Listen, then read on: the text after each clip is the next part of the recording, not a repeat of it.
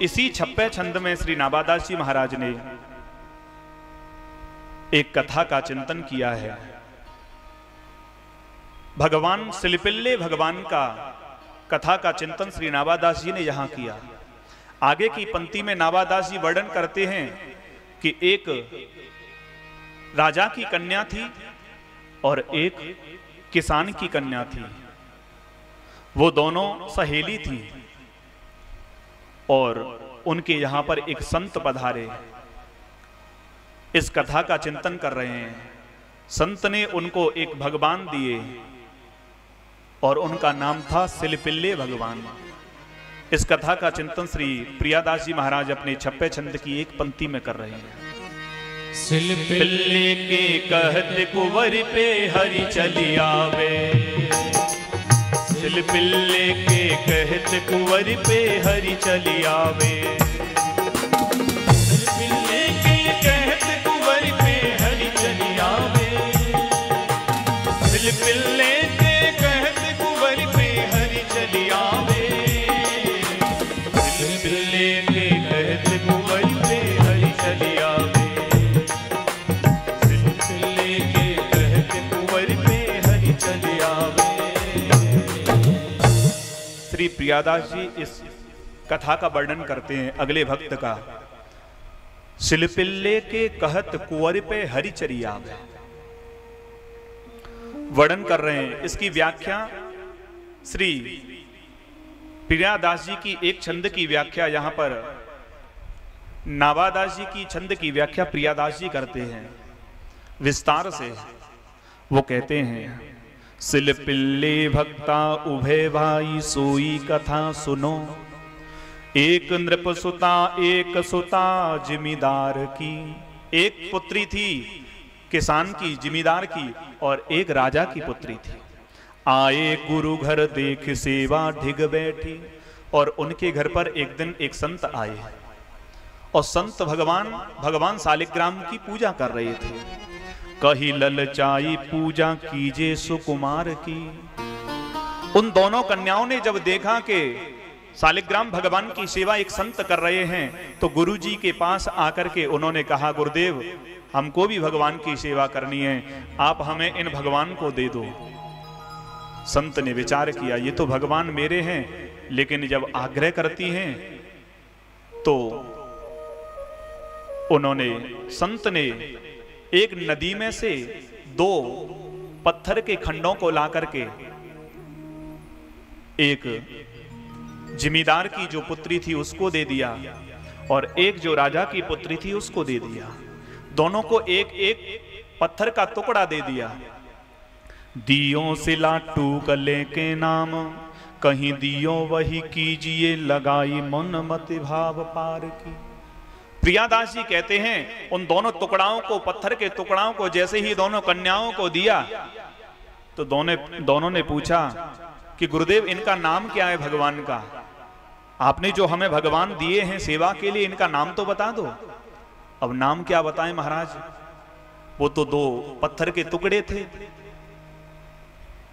लेकिन संत ने विचार किया और विचार करके उनसे कहा कि इनका नाम है सिलिपिल्ले भगवान। ये तुम्हारे जो भगवान हैं इनका नाम है सिलिपिल्ले। सिलिपिल्ले का अर्थ होता है सिल माने पत्थर और पिल्ले का अर्थ होता है छोटा, माने पत्थर का जो छोटा टुकड़ा है उसका नाम है सिलिपिल्ले। इसीलिए हमारे यहां दक्षिण में छोटे जो होते हैं उनको पिल्ले कहा जाता है। इसीलिए हमारे एक आचार्य हुए लोकाचार्य स्वामी जी, उनको कहते हैं पिल्ले लोकाचार्य स्वामी जी महाराज, वो छोटे आचार्य थे। तो उसी प्रकार से यहां नाम रख दिया भगवान का सिलिपिल्ले भगवान। अब तो दोनों सेवा करने लगे अपने सिलिपिल्ले भगवान की। जब भक्त की भावना हो तो पत्थर से भगवान प्रकट हो जाते हैं।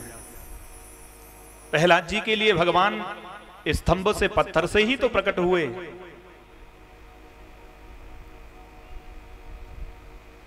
नरसिंह बसो प्रति खन्मन में काढ़न को प्रहलाद कहा। प्रहलाद जी के लिए भगवान नरसिंह स्तंभ से प्रकट हो गए।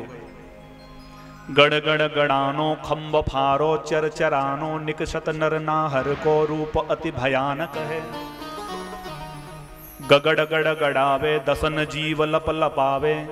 इस प्रकार का भगवान का स्वरूप स्तंभ से प्रकट हुए। तो यहां सिलपिल्ले भगवान की पूजा दोनों करती हैं, अपने अपने घर में ले गई। जिमीदार सुता ताके भय उभे। अब नाबा जो प्रियादास जी हैं, अब एक एक करके दोनों भक्ताओं के चरित्र का वर्णन कर रहे हैं। सबसे पहले जो जिमीदार की जो पुत्री थी उसकी कथा का विस्तार कर रहे हैं। वो कहते हैं कि जहां ये जिमीदार की पुत्री भगवान सिलपिल्ले भगवान की आराधना करती थी, उनके 4 भाई थे और उन चारों भाइयों का जब बंटवारा हुआ तो बंटवारे में एक भाई के पास में जिमीदार की जो पुत्री थी उसके जो भगवान थे सिलपिल्ले भगवान, वो एक भाई के पास चले गए। और जब पास चले गए तो जो जिसके पास भगवान गए उसके पास वो कन्या नहीं थी। दूसरे भाई के हिस्से में उसका बट में आया तो वो एक तरफ वो थी, दूसरे तरफ भाई के पास उसके भगवान सिलपिल्ले थे। उसने अपने भाई से कहा कि मुझे अपने सिलपिल्ले भगवान चाहिए, और भाई ने कहा वो तो बंटवारे में चले गए, तुझे चाहिए तो अपने भाई के पास जाकर के ले आ। जिमीदार सुता ताके भय उभे, रहे आपस में बैर, गाम मारो सब छीनिए। मार पीट करके दूसरा भाई उसको ले गया था हिस्से में। तामे गई सेवा इन बड़ो ही कलेश कियो। उसकी सेवा चली गई और वो जाकर के अपने भाई के पास पहुंची और भाई से जाकर के कहती है कि भैया आपके पास मेरे भगवान आ गए हैं, उन्हें मुझे दे दो। भैया बैठे हुए थे, उनके पास कुछ लोग बैठे गांव के लोगों ने कहा बड़ी भक्ता बनती है भगवान की, अगर तू इतनी बड़ी भक्ता है तो अपने भगवान को पुकार, तेरे भगवान तेरे पास चले आएंगे। अब तो महाराज भक्ति की परीक्षा होने लगी। भाई तो अच्छा था, भाई ने कहा कि बहन अंदर जाओ, जाकर के मंदिर में देख लेना, वहां सारे भगवान विराजमान हैं, जो तेरे भगवान हो वो तू लेके चले जाना। भैया ने यही कहा। रहे समुझाई या कछु ना सुहाई, तब कही जाय क्लेशो तेरी सम आई है। और वहां जैसे ही गई, ले वो जो पिछाई तहां बैठे एक ठोर प्रभु। जो एक जगह पर सब भगवान बैठे हैं वहां जाकर के पहचान लेना, तेरे जो भगवान हो उनको लेकर के तू चले जाना। अब तो महाराज वो गई, जाकर के उसने देखा वहां भगवान नहीं थे, भगवान तो कहीं और ही थे महाराज। एक पोटली में बंधे हुए डले थे कहीं घर में। उसने देखा तो उसको भगवान नहीं दिखाई दिए। तब उसने अपने भगवान को पुकारा, हे मेरे सिलपिल्ले भगवान, आप जहां कहीं हो आप चले आओ। भई आंख राति लाके फाटे वे को छाती सो पुकार सुर आवत सो मारो तान पात है। प्रियादास जी कहते हैं, और लिए आई लागे सब दुख दूर भागे, को बड़े भाग जागे घर आई न समात है। और जैसे ही उसने अपने भगवान सिलपिल्ले को पुकारा, भगवान उस पोटली में से, उस टोकरी में से निकल करके दौड़े दौड़े चले आए और अपनी भक्ता उस पुत्री के पास में पहुंच गए और उसको गले से लगा लिया। ऐसी भक्ता महाराज, ये कथा प्रियादास जी ने वर्णन किया। और जो दूसरी थी, जो राजा की पुत्री थी, उसका विस्तार करते हुए कहते हैं, एक दिन की घटना है। राजा की जो पुत्री थी, सुनो नृप सुता बात भक्ति गात गात पगे, और भग सब विषय वृत्ति सेवा अनुराग है। उनके पिताजी ने उनका विवाह कर दिया, और उनका विवाह जहां किया वो नास्तिक घर था, वो कोई भगवान को नहीं मानते थे। उसको बड़ा दुख हुआ, मेरे भगवान में जहां जा रही हूं, मेरा परिवार जो नास्तिक है, मेरा कैसे गुजारा होगा वहां पर। व्याही ही विमुख घर आयो लेन, मुझे जो लेने के लिए आया है वो भगवान से विमुख है, ऐसे घर पर मेरा संबंध हो गया है। अब वो अपने भगवान सिलपिल्ले को लेकर के शादी के बाद जैसे ही विदाई में पालकी में बैठ करके जा रही थी, और पालकी में उसके पति भी बैठे हुए थे। पति वार्तालाप करने लगे अपनी पत्नी से लेकिन वो कुछ नहीं सुनती, वो अपने भगवान की सेवा करती, भगवान का ध्यान देती, भगवान का विचार करती। अब मैं नास्तिक के घर चली जाऊंगी, मैं भगवान की सेवा कैसे करूंगी? उसका मन भगवान में लगा हुआ था। अब राजा जो जिसके साथ विवाह हुआ था, राजकुमार के साथ, उसको क्रोध आया, मेरी पत्नी होकर के अभी मेरी बात नहीं मानती तो बाद में कब मानेगी, कब मानेगी? तब उसने रोष में आकर के क्या किया महाराज? आयो रोष भारी अब मन बेचारी बा, पिटारी में जो कछ सोई ले न्यारो कीजिए। उसने विचार किया, मेरे और मेरी पत्नी के बीच में ये पिटारी है जो मुझे मेरी पत्नी से नहीं मिलने देती, ये बीच में से मैं इसको लेकर के फेंक दूं तो जो बीच की जड़ है ये समाप्त हो जाएगी, मुझे अपनी पत्नी की प्राप्ति हो जाएगी।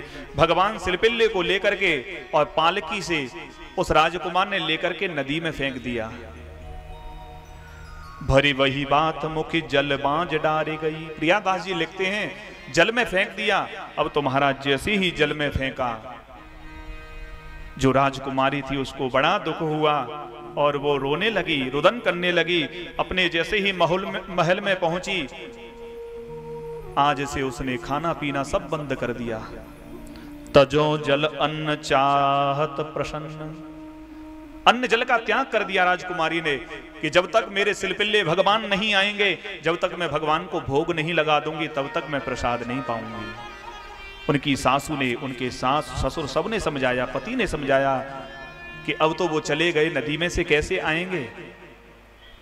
उस राजकुमारी ने कहा, नहीं, मुझे मेरे सिलपिल्ले भगवान चाहिए, जब वो आ जाएंगे तभी मैं प्रसाद अन्न ग्रहण करूंगी। और तुम मुझे अन्न ग्रहण करने की बात करते हो?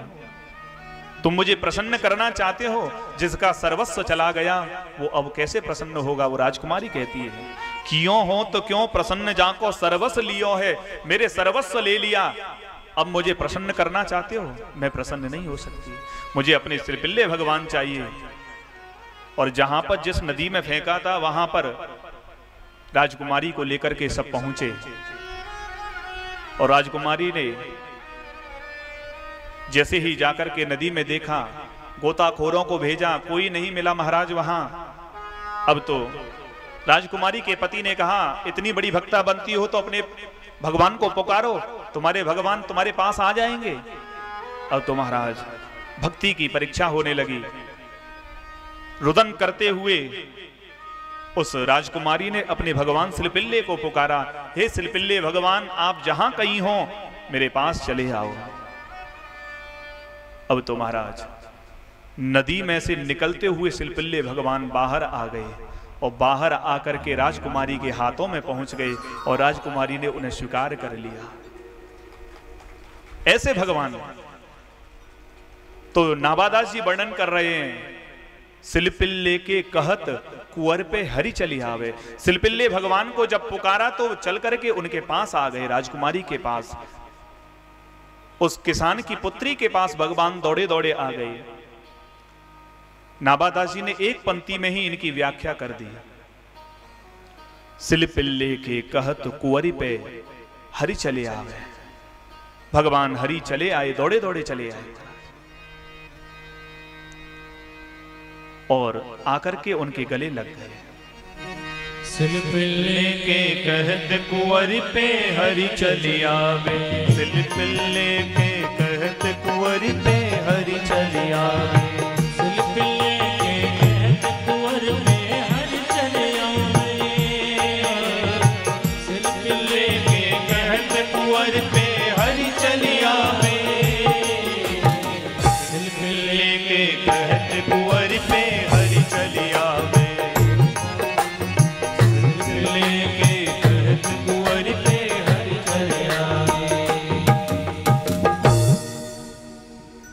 इस भक्त की कथा श्री नाबादास जी ने वर्णन किया।